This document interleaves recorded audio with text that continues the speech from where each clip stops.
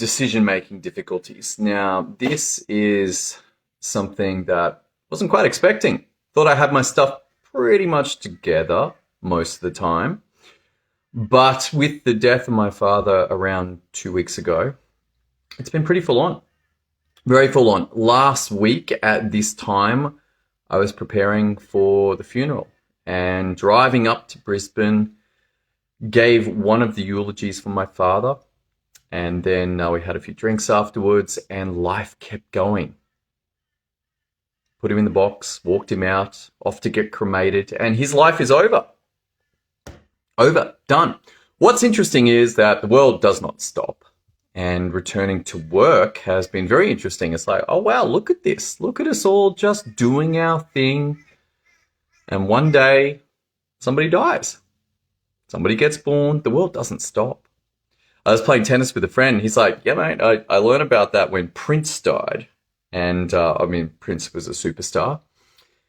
And everything was about him for about 48 hours. And then the world moved on. Like, whoa, okay. But what's been interesting is my difficulties with decision making, even to go live today. I was on a call and there's a bunch of us where the training has been go live every day. Go live every day. And so there's 44 of us, 45 of us on the call, and the call goes out. Put your hand up if you have been live every day for the last 30 days. One man put his hand up. Now, were there some that went close? Oh, for sure. For sure, there were some that went close. One of the men has been live every day except the day that he had his wisdom teeth. And he's like, you know what? It was an excuse. Should have gone live. And the question came, what's the benefit of going live? And I found out about the benefit when I delivered the eulogy. 15 minutes to 190 people speaking on my father's life. This, for many people, would be emotionally demanding, physically demanding. And about 10 minutes out from the eulogy, I had a moment of freak out. I was like, oh my goodness, what have I done? What have I written here? And then I got up, I'm committed to it. And so I delivered this and it went really well. Good intonation, good change of pace. Engaging people. I mean, there's no clapping, there's no anything like that. It's a eulogy, but a celebration of my father's life happened because of practicing here over and over and over. I think I did something like 400 plus podcasts for Graduate Medicine, just daily, daily, daily, daily. And here's the thing, if you want to get better in life, then do things that you want to get in better at daily. I found this surfing. Have I been daily? No. But there's a massive difference between going once a month, once a fortnight, once a week. And for me, hitting 3 to 4 surfs a week has dramatically increased my progress. But I have a point of comparison, and my son has been going 10 to 12 times a week, and his rate of acceleration and development has been second to none. He has gone way past me. Now, he's a 15-year-old boy. He has time. He doesn't have to pay bills. So he has accelerated and reached a place where he'll be able to surf for the rest of his life. Took about 3 months. 3 months of going 10 to 12 times a week. But with all that said and done, beyond daily habits, which if you are talking to your patients should be a conversation that you're having. What are your daily habits? What are you doing every day? And know that their results that they're experiencing, their life right now, are a result of their daily habits. Their body, if it's working or if it's not. Their family, if it's working or if it's not. Their business, whether it's working or whether it's not. It doesn't matter where they start, where it matters what they do each day. But here's the little kicker that came from this death experience. And that is that it has been quite difficult to make decisions. Quite difficult. I'm like, what is going on here? But my hand has also been forced. God came in and is like, run some ads. I'm like, what? I want to run the ads. He's like, run the ads. A couple of months ago, I was working in a nursing home, and the nursing home had been a good gig, been a great gig, basically locum rates to work at a nursing home in Byron. And that came to an end about 4 weeks ago. I was like, ooh, what's going to happen here? And God started showing up. Run the ads, run the ads, run the ads. And it took me 3 weeks in order to run the ads. The ads are now running. Ads are now running. Finally, it took me 3 weeks. But the amount of work to make that decision was funny. On one aspect, it was 2 hours of work. It took me about 2 hours to load it all up and get it working. And on the other side, it was 3 weeks of heavy mental discussion with myself. What am I doing? What are the consequences? What about if people don't sign up? What about if people do sign up? What's going on? I'm like, oh my goodness, my head is such a mess. And yet, I know that I have had training beyond medicine that is of help to you as a doctor. It's helpful. Why? Because my life has been extremely challenging. Extremely challenging.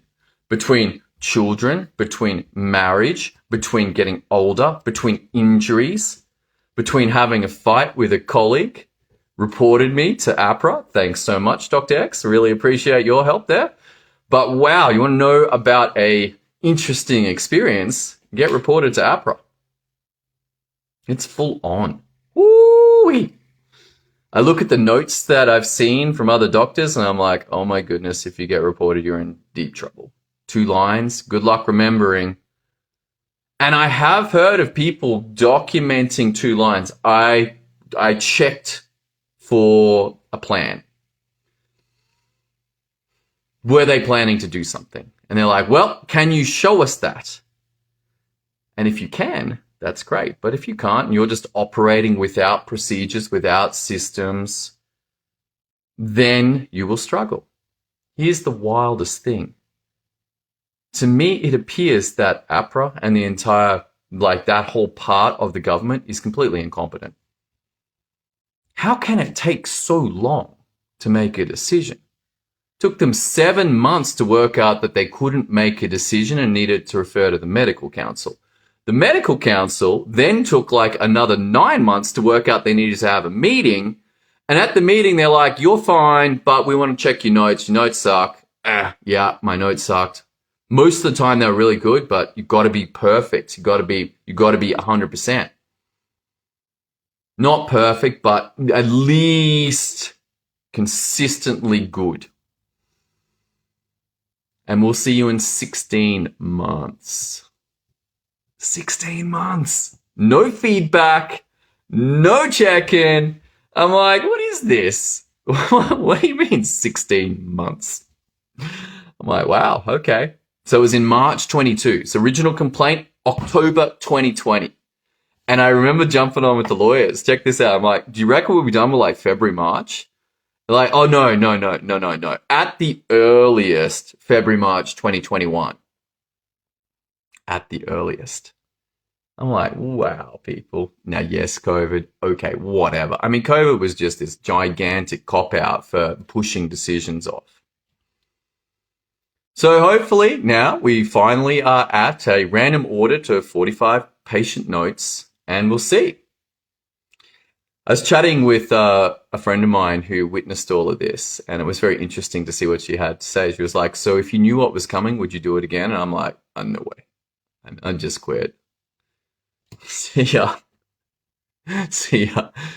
Irrespective of innocence or guilt or any of that sort of stuff, the system is that dysfunctional that you probably should just quit and just go, you know what? I'm going to go become a software engineer. I'm going to go and become a landscape architect. I'm going to go and it is that bad. This was a relatively straightforward case. Like, come on, people. Don't you realize the effect that it has?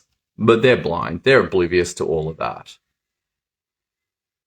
So there's a lot going on in my life, and these decision makings, skill sets, it's challenging because when the decision is made, whatever the other option was falls away. It dies, no longer available. But to not make the decision means nothing happens. Yes, sure, you've got option 1, option 2, option 3, option 4, option 5, how many options there are. But when you make the decision, boom, there we go, option 2. You have to let go of option 1, option 3. And it can feel safer, particularly when the emotional overload has been significant with the death of a parent, to not make a decision. And so it takes courage. Just go, just go, just go, just go.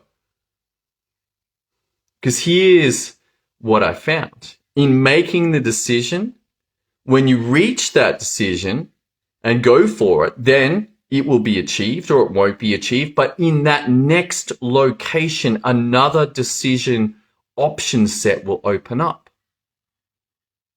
Maybe not if in jail, but may be in jail. I read this story about this guy falsely accused of murder, put away in jail for 19 years.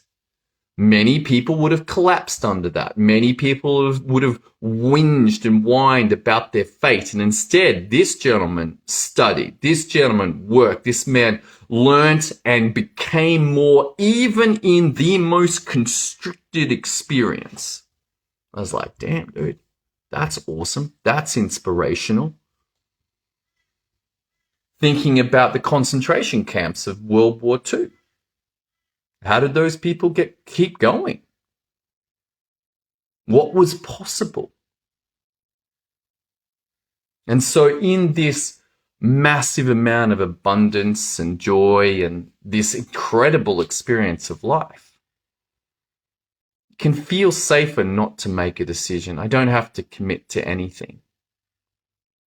But I'd have you consider the possibility that it is in the commitment and in the decision that you find out more about yourself than by holding back. You will end up stagnant and stuck and frustrated.